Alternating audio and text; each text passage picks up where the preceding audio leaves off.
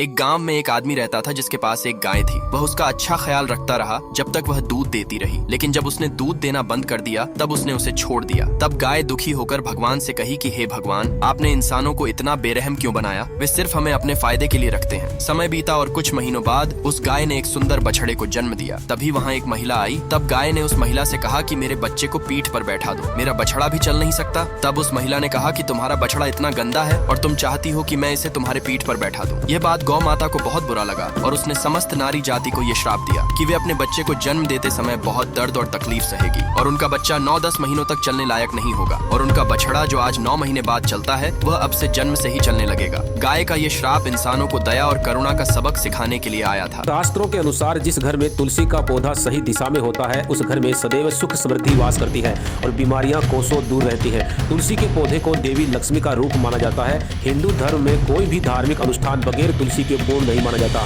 मान्यता है कि जिस भी घर में सुहागन महिलाएं प्रातः तुलसी में जल अर्पित करती हैं एवं संध्या के समय तुलसी के नीचे गाय के घी का दीपक प्रज्वलित करती हैं, उनके घर में देवी लक्ष्मी की कृपा सदैव ही बनी रहती है। तुलसी जी को भगवान श्री विष्णु ने सदा सुहागन रहने का वरदान दिया था। अतः सौभाग्य प्राप्ति के लिए घर की महिलाओं को स्नान के पश्चात बालों को बांधकर तथा मांग में सिंदूर भरकर और सर को ढककर ही तुलसी में जल अर्पित करना चाहिए।